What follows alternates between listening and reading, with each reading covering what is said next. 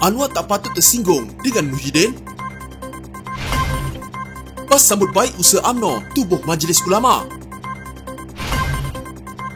Adakah Anwar akan selamatkan Zahid? Pakatan Harapan cari pasal, UMNO beri amaran pada pemimpin Pakatan Harapan.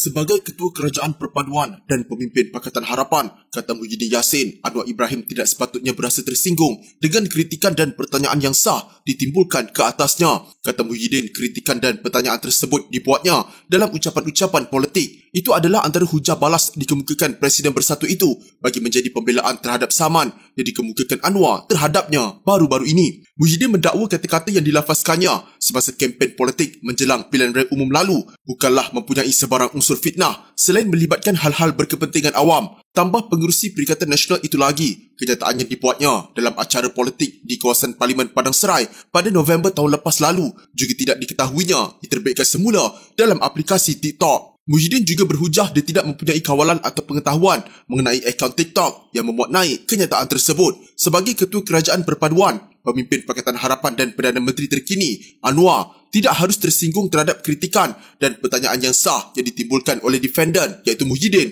semasa ucapan-ucapan politik, katanya. Muhyiddin juga berkata, Anwar sepatutnya menjawab pertanyaan yang dikemukakan dalam ceramah itu secara terbuka dan menafikannya sebagai palsu. Memandangkan kedua-dua plaintiff dan defendant adalah tokoh awam dan pemimpin parti masing-masing, adalah penting mereka sering berhadapan dengan dakwaan yang mungkin telah disalah nyata, disalah sebut atau diambil di luar konteks oleh media, kata bekas Perdana Menteri itu lagi. Anwar pada 20 Disember lalu memfailkan saman fitnah terhadap ahli Parlimen Paguh berkenaan selepas dia dituduh menerima bayaran 15 juta ringgit sebagai penasihat ekonomi Selangor. Peguam utama Anwar Sangkara Naim memberitahu Malaysia Kini bahawa writ saman berkenaan difailkan di Mahkamah Tinggi Kuala Lumpur. Sebelum itu pada 7 Disember, Anwar mengeluarkan surat tuntutan yang memberi Muhyiddin tempoh 3 hari untuk membuat permohonan maaf tanpa syarat berhubung dakwaan di media sosial dan menarik balik video TikTok berkenaan. Muhyiddin juga dituntut untuk membuat aku janji bertulis supaya tidak lagi mengulanginya. Surat tuntutan Anwar itu adalah berkenaan kenyataan Muhyiddin semasa berucap dalam ceramah besar Perikatan Nasional menjelang pilihan raya di Padang Serai pada 5 Disember. Pejabat Menteri Besar Selangor sudah mengeluarkan kenyataan dengan memberitahu Anwar hanya dibayar secara simbolik sebanyak RM1 setahun atas peranannya sebagai penasihat ekonomi negeri. Muhyiddin turut memberitahu sebagai ahli politik dan pengerusi Perikatan Nasional, dia mempunyai kewajiban yang sah untuk memberikan maklumat kepada ahli parti dan pengundi Padang Serai. Dia juga tambah Muhyiddin berhak menyatakan pendapatnya mengenai kelayakan seseorang yang memegang jawatan awam. Melalui dokumen yang diserahkan kepada mahkamah itu, Muhyiddin berhujah ahli parti dan pengundi mempunyai kepentingan sosial dan moral yang sah semasa menerima maklumat dan pendapat tersebut. Dalam keadaan tersebut, katanya, dia mempunyai kewajiban dan atau kepentingan yang sah untuk menyampaikan kenyataan yang dipertikaikan itu kepada mereka. Sekatan terhadap kenyataan berkenaan, kata Muhyiddin, bercanggah dengan hak kebebasan bersuaranya yang dinyatakan dalam Perkara 5 Perlembagaan Persekutuan. Bekas Setiausaha Majlis Dewan Ulama PAS Khairuddin Ahmad Razali merakamkan penghargaan kepada Mursyidul Ampas Hashim Jassin yang menyambut baik usaha UMNO menubuhkan Majlis Ulama UMNO. Khairuddin menyambut baik seranan Hashim yang melihat penubuhan Majlis Ulama mampu merapatkan kembali hubungan PAS dan UMNO melangkaui politik kepartian. Secara peribadi, saya ucapkan jutaan terima kasih kepada Mursyidul Ampas, Tuan Guru Hashim Jassin yang mengalu-alukan penubuhan Majlis Ulama UMNO. Harapan beliau agar UMNO dan PAS dapat dirapatkan hubungan menerusi program berlandaskan Islam yang melangkaui perbezaan parti sangat wajar kerana UMNO dan PAS sememangnya perlu sentiasa bekerjasama dalam memperkukuhkan Islam dalam negara termasuk ke arah perpaduan umat dan rakyat, katanya dalam satu kenyataan di Facebook. Khairuddin mengulas kenyataan Hashim yang dilaporkan oleh sebuah portal berita bahawa penubuhan Majlis Ulama UMNO akan mendekatkan parti itu dengan PAS. Jumaat lalu ketika menyampaikan ucapan dasar Perhimpunan Agung UMNO 2022 atau PAU 2022, Presiden UMNO Ahmad Zahid Habibie berkata parti itu akan segera menubuhkan Majlis Ulama sebagai pembaharuan bagi menghadapi senario politik baru. Dia berkata kerjasama antara umara iaitu pemimpin dan ulama mesti dijalinkan. Kita juga perlu mendekati kumpulan-kumpulan ulama yang saya percaya di luar sana bersedia untuk bersama dengan kita. Kita mesti terjemahkan usul pembaharuan yang telah kita bincangkan beberapa ketika yang lalu. Majlis Ulama UMNO mesti diterjemahkan dengan segera, katanya. Pada penutup PAU 2022, Zahid mengumumkan pelantikan Dusuki Ahmad sebagai pengerusi Majlis Ulama UMNO. Selain itu, Zahid turut memberi bayangan yang ia akan dibantu Khairuddin. Pada masa sama, Khairuddin berkata Majlis Perundingan Islam atau MPI akan disemarakkan kembali dan Majlis Ulama UMNO telah diminta untuk memainkan peranan utama menjayakannya. Sebelum ini, MPI yang menghimpunkan 83 tokoh-tokoh Islam digerakkan dan dipengerusikan oleh Zahid selaku Timbalan Perdana Menteri pada 2016. Turut disertai pimpinan PAS sehingga Musyidul Ampas ketika itu, Tuan Guru Harun Din, dilantik mengetuai kelas terdakwah MPI. Sebanyak 7 program dalam bentuk multaka dan ijtima' menghimpunkan lebih ramai lagi tokoh-tokoh Islam dalam masyarakat termasuk daripada PAS berjaya dilaksanakan antara tahun 2016 hingga 2018, katanya lagi.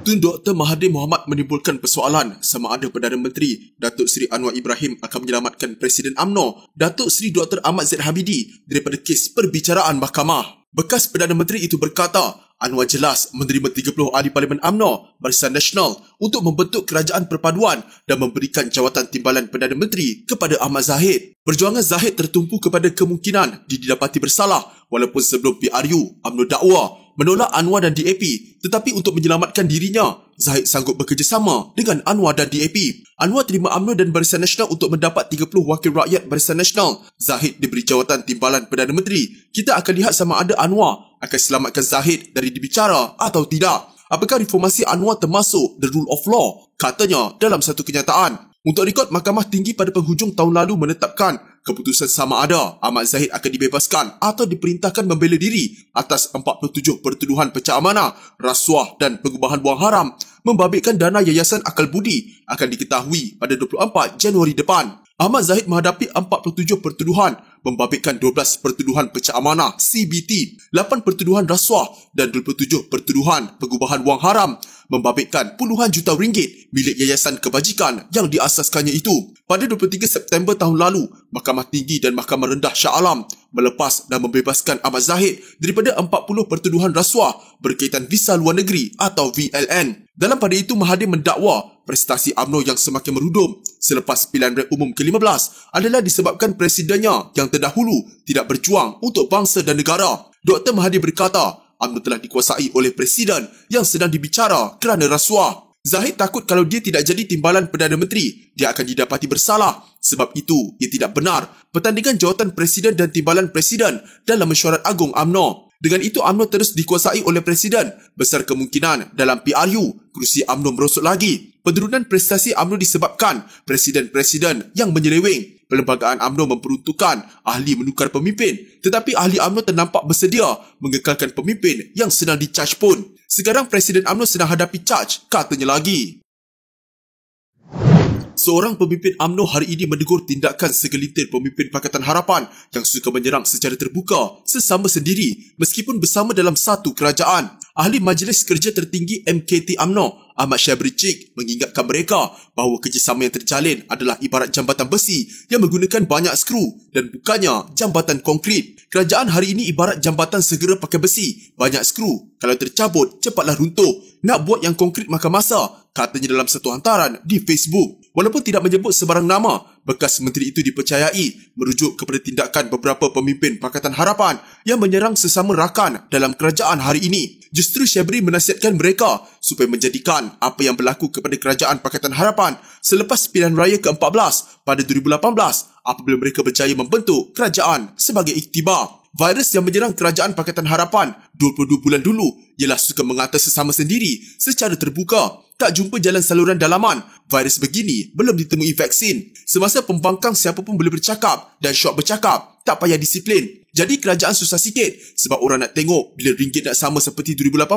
Bila pasaran saham nak melonjak semula seperti sebelum 2018. Bila pelabur datang berduyun-duyun seperti dulu. Berapa tinggi pula dividen tabung haji, lembaga tabung angkatan tentera, amanah saham Bumi Putra dan lain-lain lagi. Paling susah pasar ayam dan telur, katanya. Pada 16 Januari lalu, Ahli Parlimen Pasir Gudang, Hassan Karim, secara terbuka bersimpati dengan Perdana Menteri Anwar Ibrahim yang terpaksa menanggung beban di bawah Barisan Nasional. Hassan secara terbuka menyerang Presiden UMNO Ahmad Zaid Habidi yang dilantik sebagai Timbalan Perdana Menteri sedangkan masih mempunyai pertuduhan di mahkamah. Situasi itu katanya menghalang Anwar melaksanakan tata kelola yang baik dalam kerajaan seperti mana dijanjikan. Sebelum itu, Timbalan Ketua Menteri Pulau Pinang II, P. Ramasamy menyifatkan Zahid sebagai beban bukan hanya kepada parti itu tetapi juga buat Pakatan Harapan dan Kerajaan Perpaduan. Dia menegaskan keputusan dibuat melalui Perhimpunan Agung UMNO 2022 yang meluluskan usul jawatan Presiden dan Timbalan Presiden tidak dipertandingkan dalam pemilihan parti akan datang mungkin melegakan,